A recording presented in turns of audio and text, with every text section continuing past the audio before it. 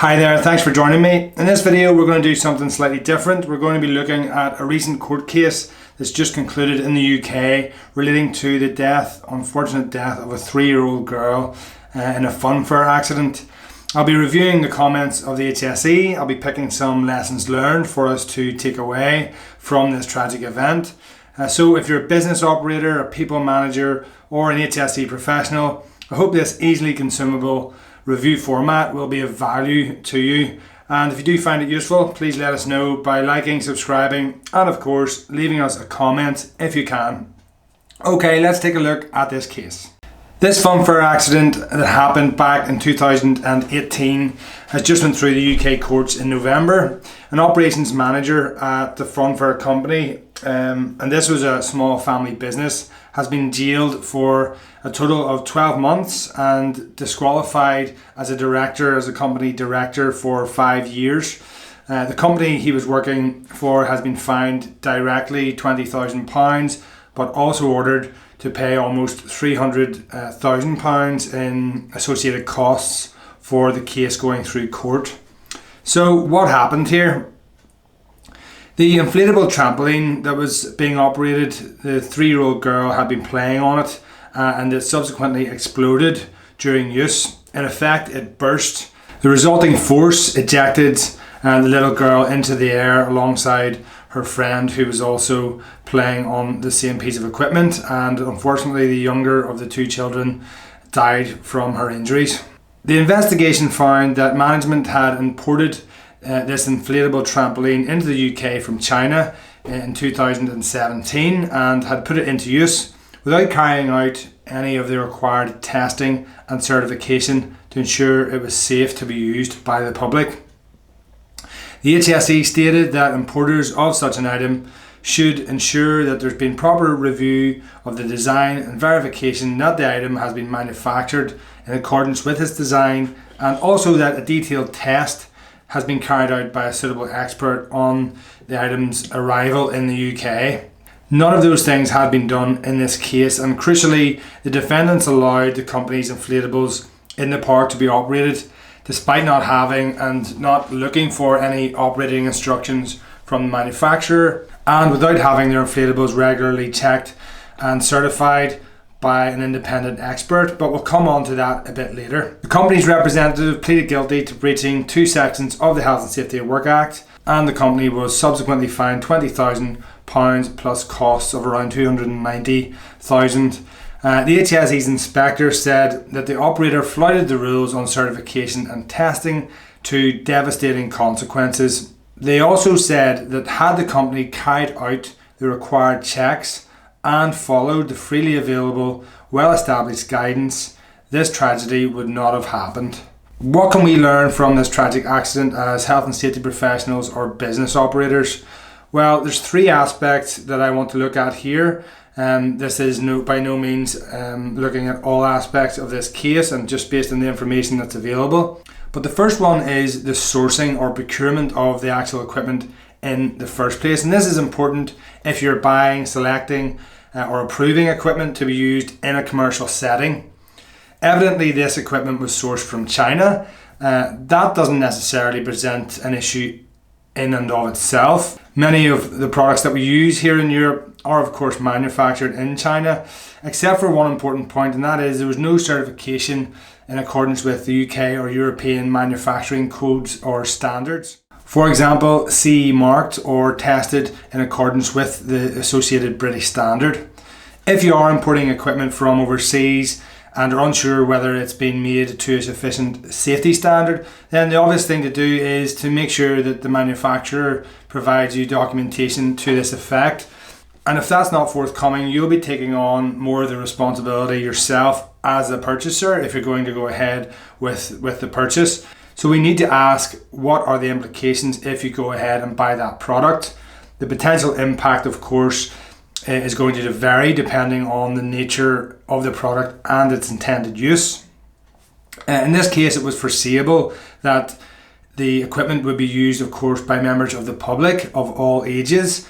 And therefore, I think it's reasonable to say that this should have been given more forethought when the purchase was made, and clearly the court agreed with that judgment. Moving on to the second point then here that's key for me, and that is perhaps the most critical factor in the case according to the information that we've been provided, and that is that the HSE have said, quote, had the company carried out the required checks and followed the freely available, well-established guidance, this tragedy would not have happened. Okay, so despite sourcing inadequacies, the HSE are clearly stating that if the company had put in place a program of independent checks carried out by a competent engineer for this type of equipment, for example, using the ADIPS scheme or the PIPA scheme that is well established in the UK for this type of amusement equipment and attraction, that the susceptibility of the equipment would have been identified and hopefully remediated or remedied. Therefore, the accident could have been prevented. They have referred to their own guidance that has been updated on this particular subject matter of testing and inspection. So let's take a quick look at what that looks like and what it says. As you can see here, this relates to bouncy castles and other play inflatables. First of all, we'll not go through all of the detail in this, but just to scan over the most salient points and tracking back to our previous points on certification and inspection, we can quickly see that the HSE supports two industry inspection schemes that we mentioned previously for inflatables run by primarily PIPA, which is a scheme that's inflatable focused, and also ADIPS, which covers a broader range of amusement style attractions. So most play inflatables will therefore have to display or should display, it says here, either a numbered PIPA tag from the inspection or an ADIPS declaration of compliance or DOC to show that they comply with the British standard relating to inflatable manufacture, which is the only standard for the design, manufacture and testing of inflatable play equipment that exists. That's 14960. Aside from that, we have a summary of the key points to maintain safety, and that includes advice on things like weather monitoring, inflation pressures, monitoring those as well, things like anchor points, ground conditions, and some other aspects on pre-use inspections and having adequate supervision when the equipment is being used. As I said, we're not going to go over this in detail, but it's just to point out that there is some easily accessible summarised guidance available for commercial users of this type of equipment, and it's quite easy to find on the HSE's website. So the court has clearly alluded to this fact, and the HSE themselves have done so. And to wrap us up on this point, the final bit of information on this page, which relates to the point we're discussing, it lets us know what testing and inspection is required for owners or operators of this equipment. The first thing they're outlining here is that an initial test must be carried out to confirm that the equipment complies with the aforementioned British standard.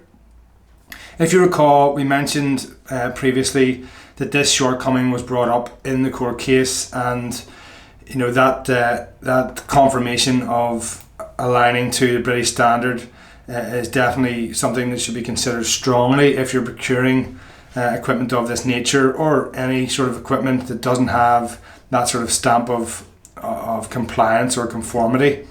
Secondly then, and another point that was alluded to very clearly in the court report, is that an annual inspection should also have been carried out by a competent person, and that takes us back to those industry inspection schemes, PIPA, ADIPS and so on. And the HSE were saying if this had been in place, there's a strong likelihood that this accident could have been avoided. Now I would say there's no guarantee on that, but moreover, this would have acted as a substantial mitigator for liability being proven on the part of the business operator. In other words, the fact that the person responsible here received a custodial sentence, that certainly may not have been handed down if such measures had been in place. It's worth noting as well, there is also a very detailed guidance document for fairgrounds and amusement parks, HSG 175, which you can download on the HSE's website, and that's got a lot more information than this page does, but hopefully you can see how a quick look on the HSE's associated guidance could have been very helpful to the business owners in this particular case. And lastly then, the third point that I want to finish on here is that there was also a mention that As with many of these types of cases, there was a lack of risk assessment carried out by the inflatable operator.